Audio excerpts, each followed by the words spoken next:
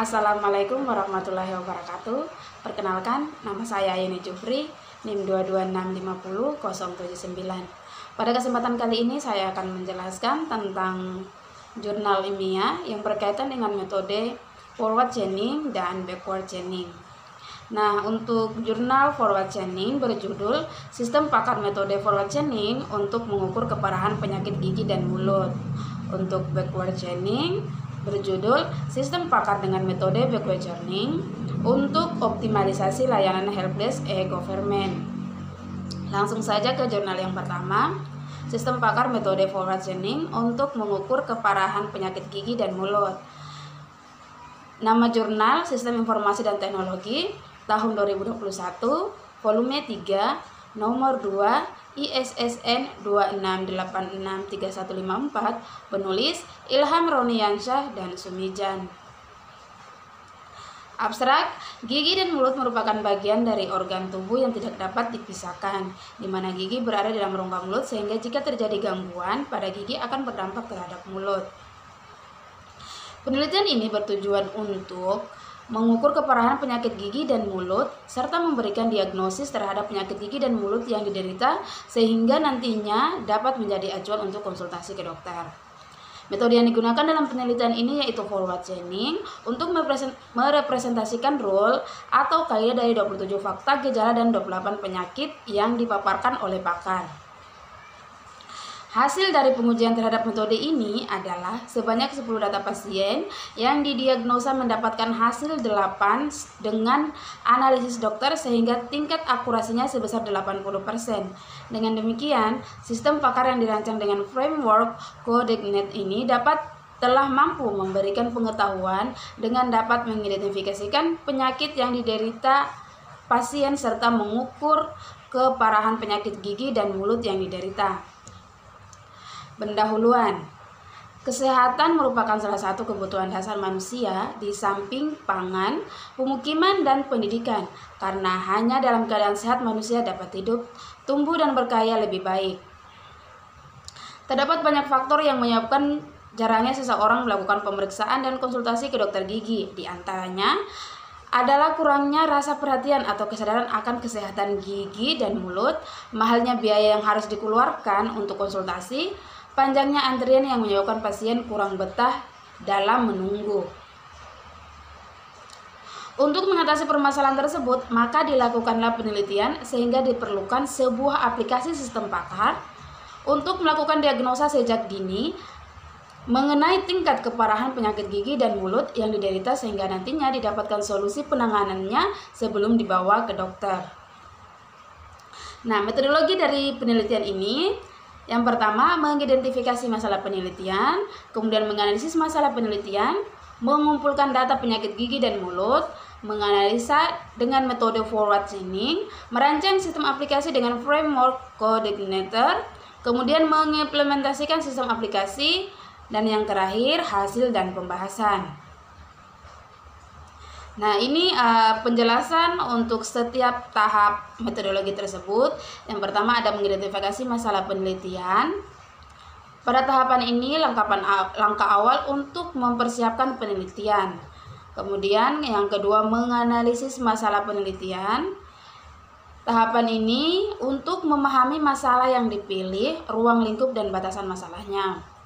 Yang ketiga mengumpulkan data dan penyakit gigi dan mulut. 4. Menganalisis dengan metode forward chaining, di mana ini digunakan untuk dapat memberikan solusi dan penanganan terhadap penyakit gigi dan mulut. Merancang sistem aplikasi dengan framework CodeIgniter untuk memproses analisa penelitian secara terkomputerisasi. Kemudian implementasi sistem aplikasi. Nah, ini proses metode forward chaining, di mana dimulai dari kemudian mengumpulkan data penyakit, mengumpulkan data gejala, menentukan rule atau aturan, membuat pohon keputusan, hasil, dan selesai. Dalam penentuan tadi diperoleh beberapa tabel. Yang pertama ada tabel data identifikasi penyakit gigi dan mulut. Kemudian Tabel 2, data penyakit gigi dan mulut, di mana terdapat 8 jenis penyakit gigi dengan kode T1 sampai dengan T8. Tabel 3, data gejala penyakit gigi dan mulut. Nah, di sini untuk data gejala penyakit gigi dan mulut terdiri dari 27 gejala, di mana diberikan kode Q1 sampai dengan Q27. Nah, ini untuk bentuk pohon keputusan. Tabel 4 ada rule atau aturan, di mana if Q1 dan Q2 dan Q3 dan Q4 dan Q5 dan Q6 lalu hasilnya menjadi T1. Begitu sampai seterusnya. Tabel 5 nilai bobot gejala.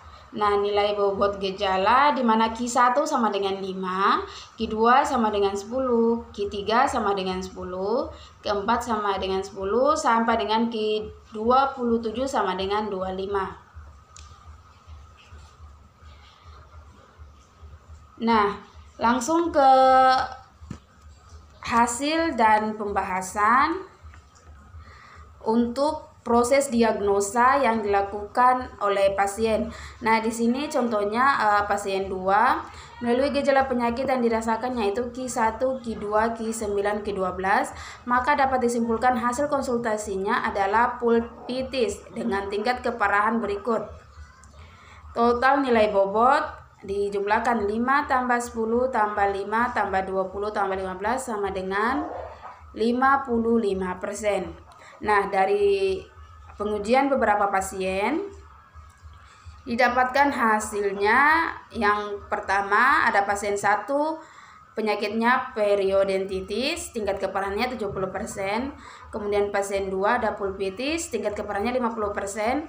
Pasien 3 infeksi gigi, tingkat keparahan 40%. Dan yang terakhir pasien 4 gingivitis dengan tingkat keparahan 65%.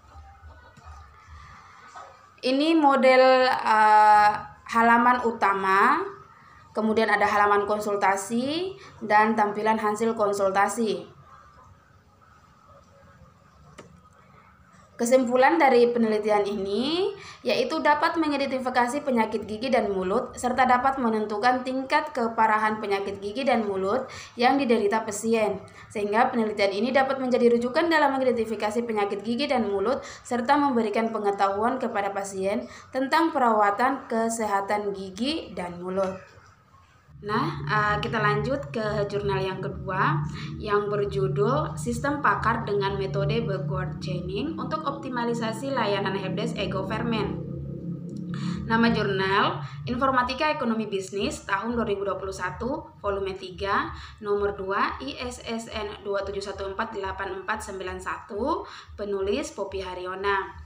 Abstrak, layanan helpdesk e-government merupakan layanan bantuan untuk menangani kebutuhan user terkait dengan gangguan dan permasalahan yang terjadi, baik itu infrastruktur dan jaringan, aplikasi dan sistem informasi, serta keamanan informasi yang terjadi di pemerintah Kota Payakumbuh. Penelitian ini bertujuan untuk optimalisasi layanan helpdesk e-government sehingga dapat dilakukan pelayanan tanpa campur tangan teknisi secara langsung. Pendahuluan, Dinas Komunikasi dan Informatika Kota Payakumbuh merupakan ujung tombak kesuksesan penyelenggaraan e-government di Kota Payakumbuh yang berperan sebagai penyedia dan pengelola infrastruktur e-government. Salah satu upaya yang dilakukan oleh Dinas Komunikasi dan Informatika untuk peningkatan pelaksanaan e-government adalah dengan menyediakan layanan helpdesk. Helpdesk adalah bagian organisasi yang memberikan solusi atau menyelesaikan sebuah masalah yang dialami pelanggan atau pengguna, baik itu dari pihak internal maupun eksternal. Metode penelitian yang pertama mengidentifikasi masalah, kemudian menentukan tujuan, mempelajari literatur, mengumpulkan data, menyelesaikan masalah dengan metode backward chaining, di mana yang pertama membuat basis pengetahuan, kemudian menentukan rule atau aturan, dan menentukan goal atau solusi. Selanjutnya merancang sistem, kemudian implementasi sistem, dan yang terakhir pengujian sistem. Tabel 1 jenis permasalahan. Di sini kode permasalahannya diberi huruf M, di mana ada 12 permasalahan. Tabel kedua data jenis gejala terdiri dari 24 gejala yang diberi kode S. Tabel 3 rule, di mana di sini ada 21 rule. If S01 is true and S02 is true, maka hasilnya M01. Maksudnya di sini jika S01 benar dan S02 benar, maka hasilnya M01. Begitu seterusnya. Tabel 4 pengujian data pelapor 1. Nah, di sini data pelapor 1 hasilnya yaitu P01. Berdasarkan laporan permasalahan yang masuk didapatkan goal bahwa absen tidak terbaca fakta dan didapatkan gejala absen tidak masuk ke aplikasi presensi atau S01 dan absen di luar jadwal S02. Rule yang memiliki kondisi terpenuhi adalah rule K1 yaitu if S01 is true and S02 is true, then M01. Maka dapat disimpulkan hasil laporan dari pelapor 1 adalah benar mengalami absen tidak terbaca. Kemudian pengujian hasil, di mana akurasi sama dengan jumlah akurat bagi jumlah data dikali 100%. Nah, ini dia tabel 7 hasil validasi sampel data, di mana terdiri dari 25 data pelapor. Berdasarkan tabel 7, maka didapatkan 23 hasil yang akurat antara hasil perhitungan manual dengan pengujian sistem dan 2 hasil perhitungan yang tidak akurat, sehingga didapatkan tingkat akurasi 92% dari jumlah akurat 23 dibagi dengan jumlah data 25 kali 100%. Nah, ini tampilan dari halaman utama sistem Pakar e-government, helpdesk e-government. Kesimpulan, sistem Pakar helpdesk e-government dengan metode backward chaining dapat diterapkan untuk memberikan dan mengoptimalisasi layanan helpdesk e-government. Dengan sistem Pakar helpdesk e-government dapat membantu petugas front office dalam penyelesaian laporan permasalahan yang masuk ke helpdesk e-government tanpa harus menunggu teknisi terkait. Dari 2 jurnal tersebut dapat kita simpulkan perbedaannya, yaitu untuk jurnal pertama, dalam mengukur keparahan penyakit gigi dan mulut digunakan metode forward chaining, yaitu salah satu teknik penelusuran pengetahuan yang dimulai dari keadaan atau fakta untuk kemudian menghasilkan sebuah kesimpulan dari fakta tersebut. Dan yang kedua, menggunakan metode backward chaining, yaitu merupakan goal driven.